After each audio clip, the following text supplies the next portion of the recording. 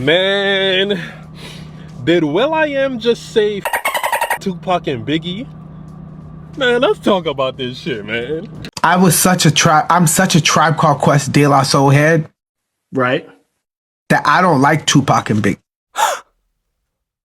that kind of music doesn't speak to my spirit. Right. Got you. So when it's a conversation like that, I like Boogie Down Productions, KRS-One. I like, if it's like Tupac or Biggie, I'm like KRS-One. Right. Why those two? Why those two? I'm going to the source. I'm going prior. Right. If it's Tupac and Biggie, I'm like, I don't hold them up like that. Right. Okay, man. So he kind of said it, but not really. You know what I'm saying? But my thing is, all right, here's how I did my research.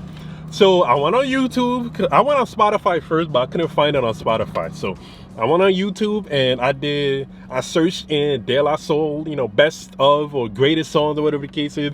So greatest songs of De La Soul, Tribe Called Quest, and KRS-One, right? So I could outright say I don't hear any Tupac or Biggie like inspiration or any similarities in De La Soul or Tribe Called Quest. I don't hear it at all. Now that's just me. That's just what my ears heard. Maybe somebody else would think differently. Maybe somebody else would disagree with what I'm saying. But when I'm listening to De La Soul and Tribe Called Quest, and then I listen to Tupac and Biggie, I don't think Tupac and Biggie got any inspiration from them. They probably did, but it don't sound the same at all. It don't. And I could definitely say, and I could agree with will.i.am, because he said like De La Soul and Tribe Called Quest speaks to his spirit or his soul, whatever the case is. Because when I'm listening to the De La Soul, like honestly, just being completely honest with you, I couldn't tell you any line that I remember. I couldn't tell you any line that I remembered from any of those songs. I couldn't even tell you the song names. But that type of music, that's De La Soul's music is the type of music you could play around your parents. Like if your parents don't like curse words and shit like that, you could play De La Soul around them with no issues. I put it down and I'm playing it. I'm like, yo, it's just a vibe. It's just a vibe. It's not something, to me, not something, you're trying to memorize the lyrics, not something you're trying to sing along to. It's just something you put on and start vibing with that shit. Like that's how I summarize De La Soul's music and A Tribe Called Quest to a certain extent. Tribe Called Quest is a little bit more lyrical.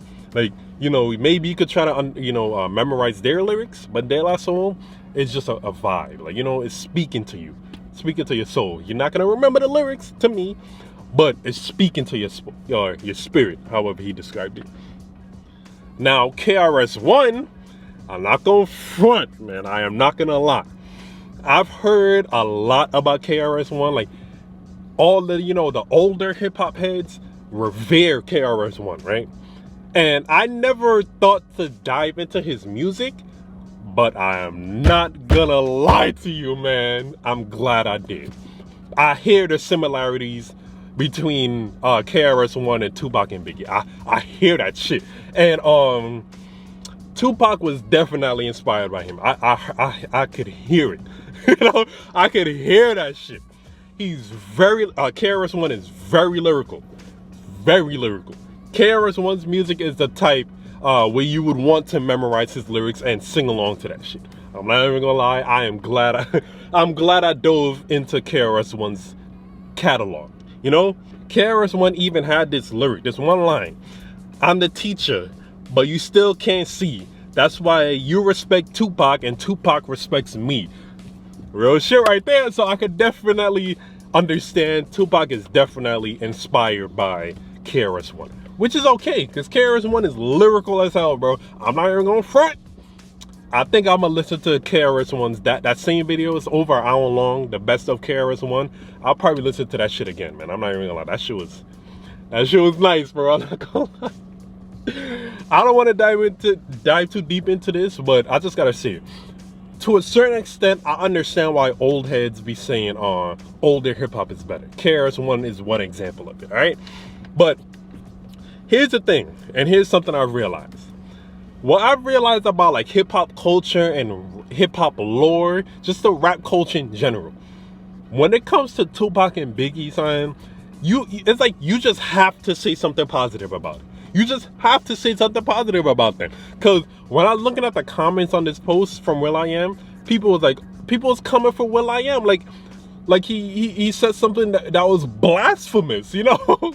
First on this. That is blasphemous. That is blasphemous. It's like, it was almost like what KRS-One said was pretty much like saying it was pretty much like KRS-One, it was pretty much like will.i.am said, fuck Tupac and Biggie.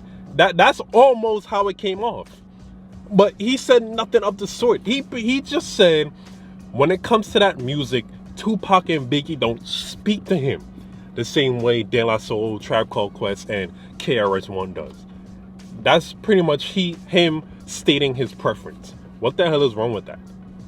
People made it seem like he said something that was so crazy and outlandish. And that's what I've come to realize. Like, when it comes to Tupac and Biggie, it's like, you can't say nothing negative about them. You can't say nothing against them. It's weird, but that's what I've come to realize. Yeah, I gotta realize, okay? Not everyone is gonna like Tupac and Biggie. And then the older heads who grew up listening to people older than Tupac and Biggie, why the hell? Here's the thing. Why would an older person who listened to the people that's inspired by, or who inspired Tupac and Biggie, why would they care as much for Tupac and Biggie? I mean, Drake had that one line, you know, it's not about who did it first, it's about who did it right. And I agree with that too.